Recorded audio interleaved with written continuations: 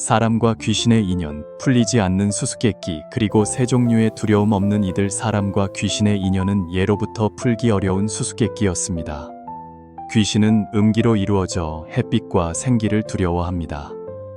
반면 평범한 사람들은 귀신을 만나면 두려움에 사로잡혀 피하기 급급합니다. 이 음양의 교차점에서 과연 어떤 비밀이 숨겨져 있을까요? 어느 날 부처님께서 보리수 아래에서 제자들에게 설법하고 계셨습니다.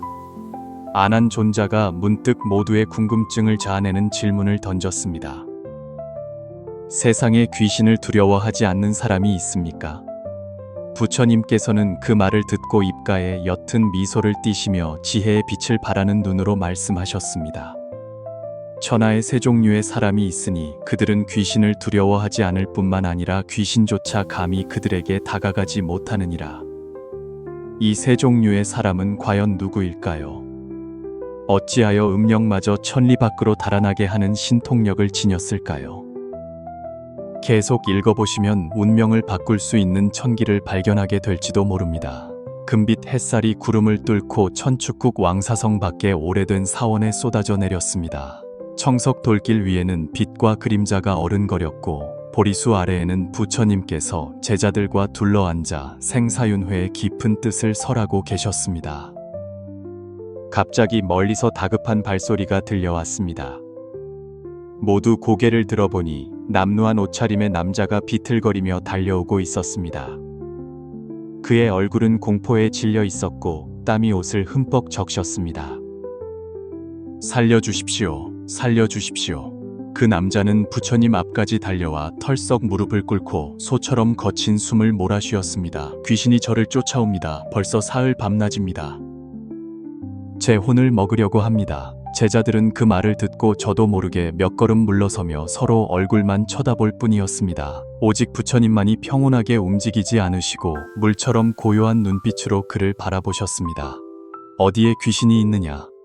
부처님께서 평화롭게 물으셨습니다. 그 남자는 떨리는 손으로 뒤를 가리키며 말했습니다. 바로 저기, 칠흑 같은 그림자가 그림자처럼 따라다니며 한시도 떠나지 않습니다. 모두 그가 가리키는 방향을 바라보았지만 아무것도 보이지 않았습니다. 그러나 부처님의 눈빛은 허공을 꿰뚫어 보시는 듯 마치 평범한 사람에게는 보이지 않는 무언가를 보신 듯 했습니다. 아나나, 정화수 한 그릇을 가져오너라. 부처님께서 분부하셨습니다. 아나는 신속하게 맑은 물을 가져와 공손히 두 손으로 바쳤습니다. 부처님께서는 물그릇을 받아들고 가볍게 입김을 불어넣으신 후 그 남자 뒤에 빈 공간에 물을 뿌리셨습니다. 기이한 광경이 펼쳐졌습니다. 물방울이 땅에 떨어지는 순간 마치 끓는 기름에 물이 닿은 듯 치익하는 소리가 났습니다.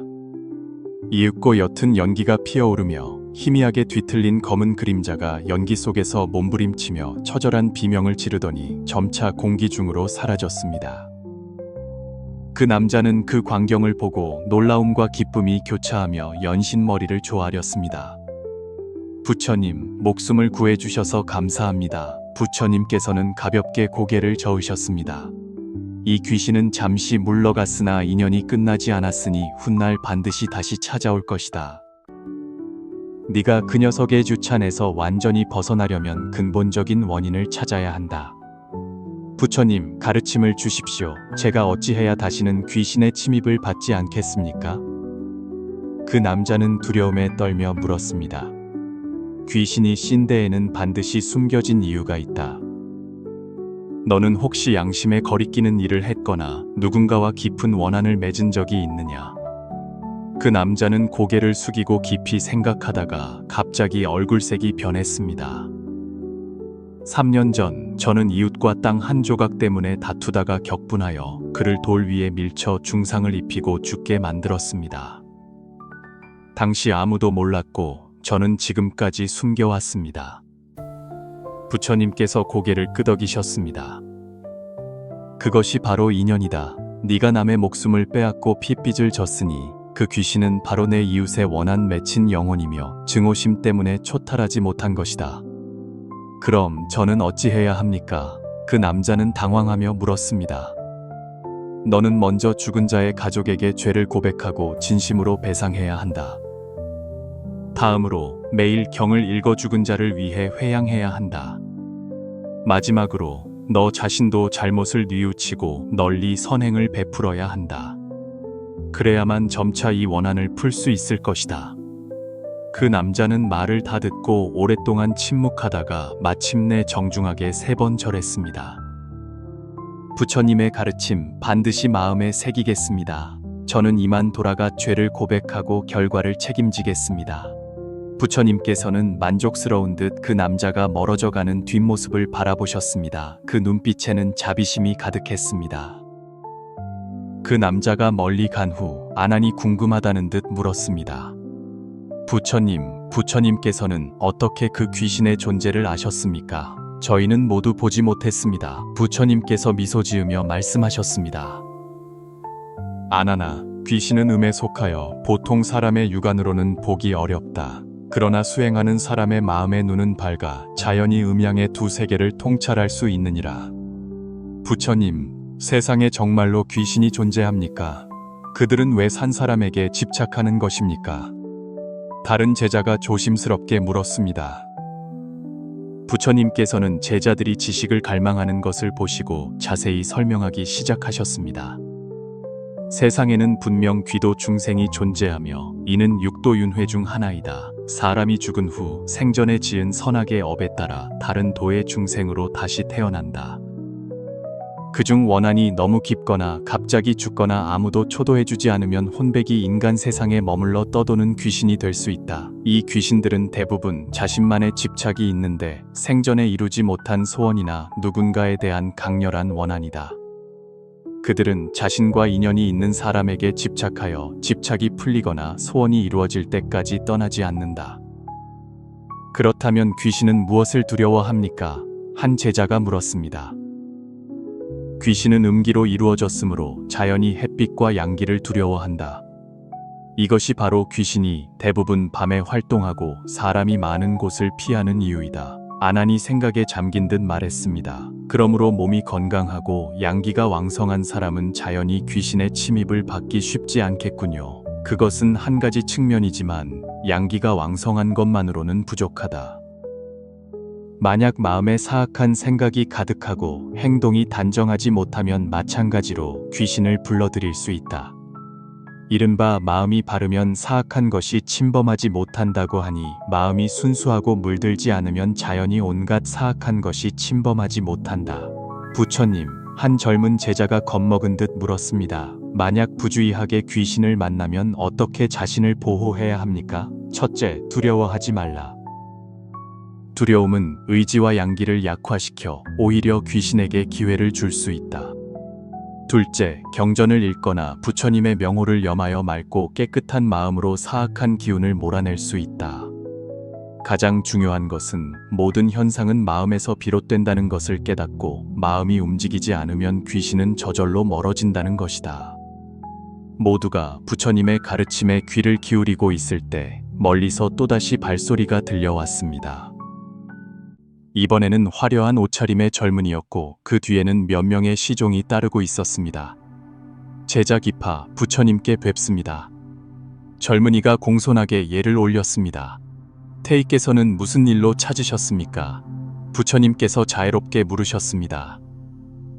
궁중의 공주께서 요즘 밤마다 악몽에 시달리며 깨어나 귀신이 지우찬한다고 하십니다. 제가 온갖 방법을 다 써보았지만 쫓아낼 수 없었습니다. 특별히 부처님께 가르침을 구하러 왔습니다. 공주께서 꿈에서 보신 것은 어떤 종류의 귀신이던가? 공주께서는 매일 밤 깊어지면 붉은 옷을 입은 여인이 창가에 조용히 서서 말없이 자신을 바라보다가 날이 밝아야 사라진다고 하십니다. 이런 일이 벌써 반달이나 계속되어 공주께서는 두려움 때문에 나날이 야위어 가고 계십니다. 부처님께서 잠시 생각에 잠기시더니 물으셨습니다. 최근 궁중에 돌아가신 분이 계신가? 특히 공주와 가까운 여인이 있었는가? 기파가 문득 깨달은 듯 말했습니다. 그런 일이 있었습니다. 반달 전 공주의 시녀가 갑자기 병으로 죽었습니다. 그녀는 어릴 때부터 공주와 함께 자라 자매처럼 지냈고 공주께서는 한때 비통함에 몸부림치셨습니다. 부처님께서 고개를 끄덕이셨습니다. 그것이 바로 원인이다. 그 시녀는 공주와 전기 깊어 죽은 후에도 혼백이 차마 떠나지 못하고 그녀 곁을 지키고 있는 것이다. 그러나 음양은 다르니 이런 수호가 오히려 방해가 된 것이다. 그럼 어찌해야 합니까? 부처님께서 소매에서 염주 한 줄을 꺼내 기파에게 건네주셨습니다. 이 염주를 공주의 베개 밑에 두고 매일 밤 잠들기 전에 왕생주를 7번 외우도록 하라. 동시에 공주에게 그녀의 시녀는 더 좋은 곳으로 갔으니 걱정하지 말라고 일러주어라. 그래야 시녀가 안심하고 떠날 수 있을 것이다. 기파가 공손하게 염주를 받으며 말했습니다. 부처님, 가르침을 주셔서 감사합니다. 이것은 잠시의 방편일 뿐이다. 만약 완전히 해결하고 싶다면 시녀가 세상을 떠난 지 49일째 되는 날 그녀를 위해 법회를 열어 왕생을 빌어주어야 한다. 기파가 떠난 후 아난이 궁금하다는 듯 물었습니다. 부처님께서는 그것이 공주 시녀의 영혼이지 악귀가 아니라는 것을 어떻게 아셨습니까? 선악에는 모습이 있다. 악귀는 원한이 깊어 대부분 흉측한 얼굴을 하고 살기를 띈다. 반면 정 때문에 인간 세상에 머무는 혼백은 대부분 생전의 모습을 유지하고 기운도 비교적 평화롭다. 기파의 묘사에 따르면 그 붉은 옷의 여인은 단지 조용히 서 있을 뿐 아무런 해를 끼치려는 의도가 없었으니 분명 정 때문에 머무는 것이다. 이 한마디 말씀에 제자들은 크게 깨달음을 얻었고 부처님의 지혜에 더욱 감탄했습니다. 석양이 서쪽으로 기울고 저녁 노을이 불처럼 타올라 온 사찰을 금홍색 빛으로 물들였습니다. 제자들은 막 저녁 공양을 마치고 다시 보리수 아래에 모여 부처님께 귀신에 대한 의문을 여쭈었습니다. 부처님, 세상의 귀신은 대체 몇 종류나 있습니까? 각각 어떤 특징이 있습니까? 한 제자가 물었습니다. 부처님께서 설명하셨습니다. 귀도 중생은 대략 고혼, 이귀, 악귀, 아귀 등으로 나눌 수 있다.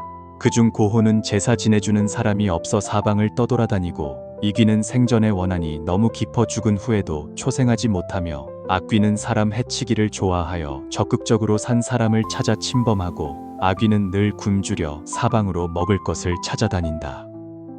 이 귀신들의 능력과 해악의 정도는 다릅니까?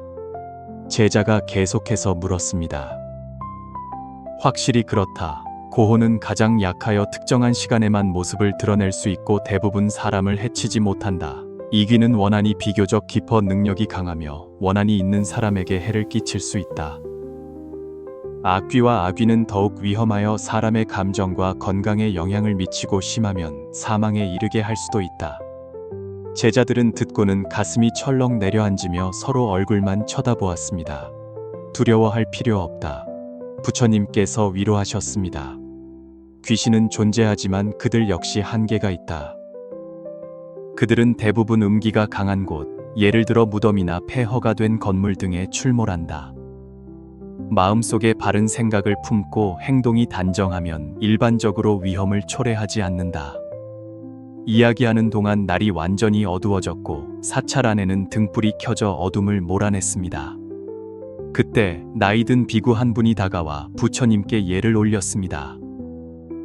부처님, 특별한 손님이 찾아와 급한 일이 있다며 가르침을 청합니다. 누구인가? 성 남쪽 다라촌의 촌장입니다. 마을에 요즘 귀신이 출몰하여 이미 3명이 까닭없이 급사했고 마을 사람들이 불안에 떨고 있다고 합니다. 얼마 지나지 않아 수염과 머리카락이 하얗게 센 노인이 안내를 받아 들어왔습니다. 그의 얼굴은 초췌했고 눈에는 근심이 가득했습니다. 노인, 부처님께 뵙습니다. 노인이 공손하게 예를 올렸습니다. 촌장께서는 예를 갖추실 필요 없습니다. 귀 마을에 어려움이 닥쳤다고 들었습니다. 노인이 한숨을 쉬며 말했습니다. 우리 다라촌은 늘 평화롭고 조용했습니다. 그런데 한 달 전 마을에 갑자기 이상한 일이 생기기 시작했습니다. 처음에는 밤에 이상한 소리가 들리더니 나중에는 어떤 사람이 검은 그림자가 마을을 돌아다니는 것을 보았다고 했습니다. 그리고 나서는 노인의 목소리가 메었습니다. 3명의 마을 사람이 불과 열흘 만에 연이어 세상을 떠났습니다. 죽기 전에 모두 그 검은 그림자를 보았다고 했습니다. 그 3명의 마을 사람에게 어떤 연관이 있습니까?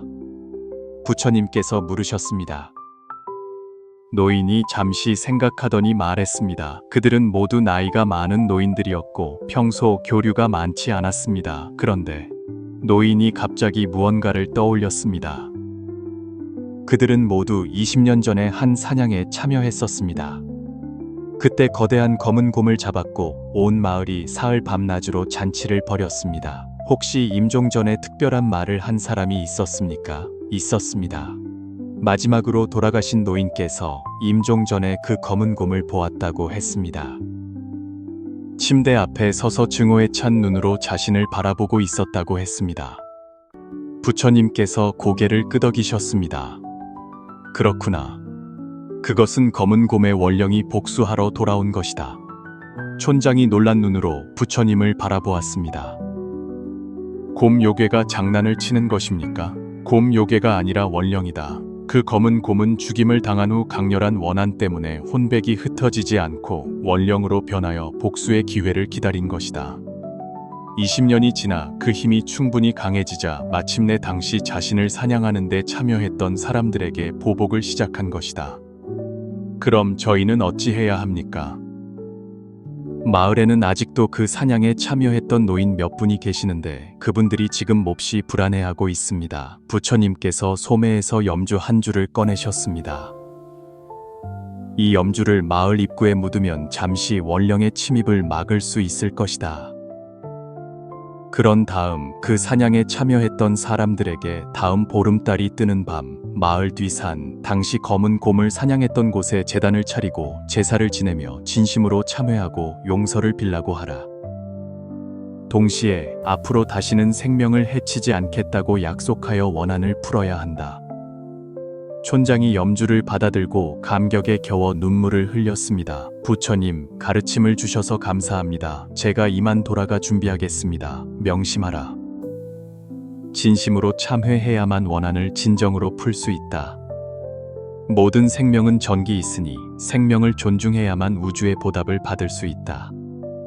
촌장이 정중하게 약속하고 떠나자 제자들은 그의 뒷모습이 밤 징세 속으로 사라지는 것을 바라보며 부처님의 끝없는 지혜에 감탄하지 않을 수 없었습니다.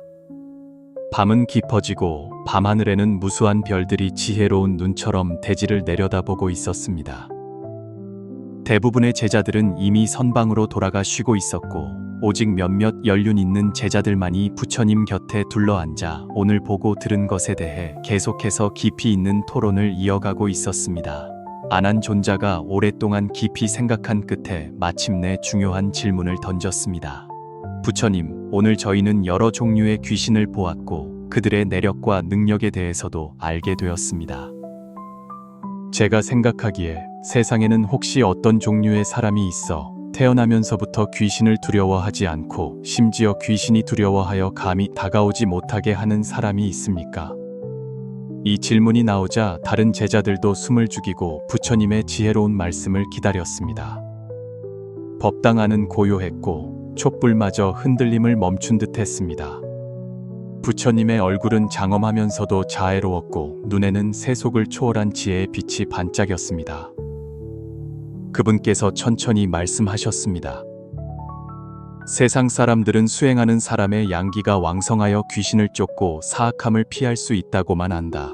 그러나 천하에는 세 종류의 사람이 있으니 영혼이 그들을 보면 천리 밖으로 달아나 감히 침범하지 못한다. 첫 번째 종류의 사람은 마음이 순수하고 잡념이 전혀 없어 마치 고요한 물과 같은 사람이다. 이 사람은 마음속에 사욕이 없고 탐욕과 분노와 어리석음이 없으며 극도의 증오도 없고 오직 자비와 희사만이 있을 뿐이다.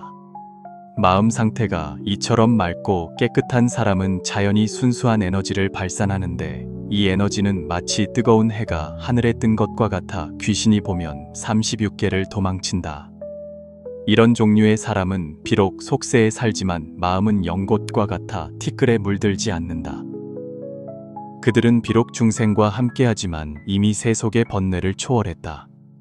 평범한 사람이 수십 년을 수행해도 이런 경지에 이르지 못할 수 있지만 만약 매일 자신의 마음을 살피고 사욕과 잡념을 줄이려고 노력한다면 점차 이런 상태에 가까워질 수 있다. 제자들은 생각에 잠긴 듯했고 일부는 이미 마음속으로 자신의 수행 상태를 반성하기 시작했습니다. 부처님께서 계속해서 말씀하셨습니다. 두 번째 종류의 사람은 큰 덕과 큰 선을 행하는 사람이다. 이 사람은 평생 선행을 쌓고 덕을 베풀며 고통받는 이를 구하고 어려움에 처한 이를 도우면서도 전혀 보답을 구하지 않는다. 그들은 만물을 하나로 보고 모든 생명에게 사랑과 책임감을 느낀다. 이러한 선행은 그들 주위에 강력한 선업의 장을 형성하여 어떤 사악한 죄도 꿰뚫을 수 없게 한다. 선업은 산과 같아 하루아침에 이루어지지 않지만 선한 생각은 작은 일부터 시작할 수 있다. 오늘부터 시작하여 비록 하찮은 선행이라도 티끌 모아 태산이 되고 마침내 강과 바다를 이룰 수 있다. 남에게 미소를 짓고 남을 용서하고 이러한 겉보기에는 간단한 행동들이 날마다 쌓이면 자연히 강력한 선업의 방어막을 형성하게 된다. 제자들은 넋을 잃고 들었고 일부는 이미 마음속으로 더욱 정진하여 선행을 하겠다고 다짐했습니다. 세 번째 종류의 사람. 부처님의 미간에서 문득 금빛 한 점이 나타나자 온 법당이 환해지는 듯 했습니다. 생사를 통달하여 윤회를 두려워하지 않는 사람이다. 이런 종류의 사람은 생사가 단지 현상계의 환상임을 깨닫고 세상 만물의 본질을 간파하며 모든 것이 원기의 허공임을 안다. 그들에게는 삶도 없고 죽음도 없으며 사람도 없고 귀신도 없다. 한 사람이 진정으로 생사관념을 초월하여 더 이상 삶에 집착하지 않고 죽음을 두려워하지 않게 되면 귀신은 그에게 단지 우주에 존재하는 또 다른 형태일 뿐 두려워할 필요도 없고 두려워할 수도 없다. 이때 그의 마음 상태는 이미 세속을 초월했으므로 귀신은 그를 해칠 수 없을 뿐만 아니라 오히려 그에게 경외심을 느끼게 된다. 법당 안은 깊은 정적에 휩싸였고 모든 제자는 이 놀라운 지혜의 말씀을 소화하고 있었습니다. 이 세 종류의 사람은 겉보기에는 다르지만 실제로는 수행의 세 가지 단계이다. 마음 상태, 선행, 통달. 마음의 순수함에서 시작하여 점차 선업을 쌓고 마침내 생사에 대한 초월적인 이해에 도달하는 것이다. 누구나 이 세 종류의 사람 중 하나가 될 수 있으며 관건은 자신의 수행과 깨달음에 달려있다.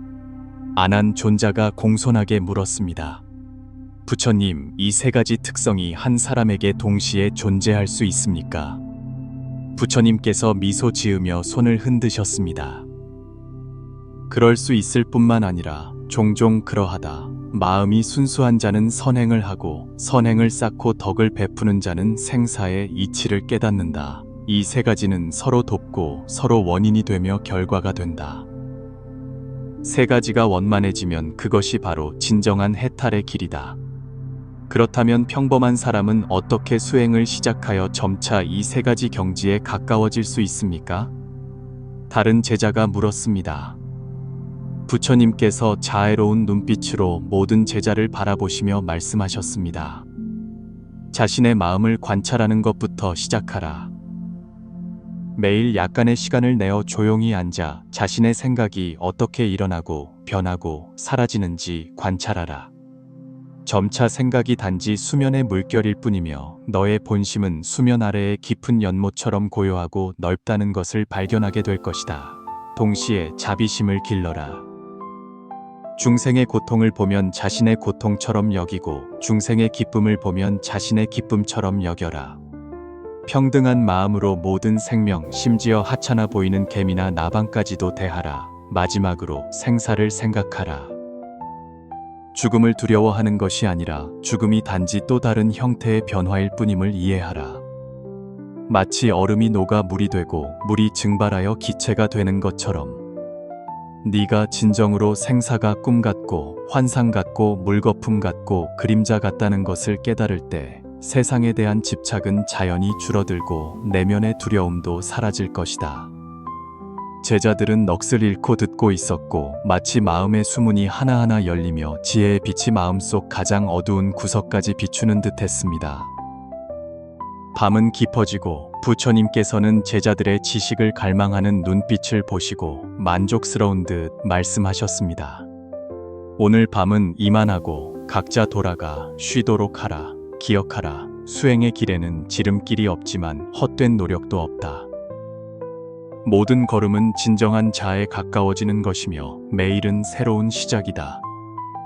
제자들은 공손하게 예를 올리고 아쉬운 듯 떠나갔습니다. 오직 안한 존자만이 남아 부처님의 침상을 정리했습니다. 안하나. 부처님께서 낮은 목소리로 부르셨습니다. 오늘의 질문은 중요한 수행의 방향을 제시했다. 귀신을 두려워하지 않는다는 것은 사실 마음속의 두려움을 두려워하지 않는다는 것이다. 귀신이 사람을 두려워한다는 것은 사실 사악함이 정의를 이기지 못한다는 것을 보여준다. 이 이치를 기억하고 후세에 인연 있는 사람들에게 전하도록 하라. 아난이 공손하게 고개를 숙였습니다. 제자, 부처님의 가르침을 명심하겠습니다. 밤은 더욱 깊어지고 보리수잎이 사각거리는 소리는 마치 이 천고의 지혜를 전달하는 듯 했습니다. 그리고 이 세 종류의 귀신을 두려워하지 않는 사람들의 유형은 수많은 수행자들이 추구하는 경지가 되었습니다. 마음은 물처럼 고요하고 덕은 산처럼 높으며 생사를 간파한다. 어쩌면 우리 각자의 마음속에는 이 세 종류의 사람이 될 수 있는 잠재력이 있을지도 모릅니다. 관건은 우리가 이 내면의 수행 여정을 시작할 의향이 있는지에 달려 있습니다. 오늘부터, 이 순간부터 어쩌면 우리도 점차 귀신마저 경외하는 그런 사람이 될 수 있을 것입니다. 외적인 힘 때문이 아니라 내면의 빛 때문입니다.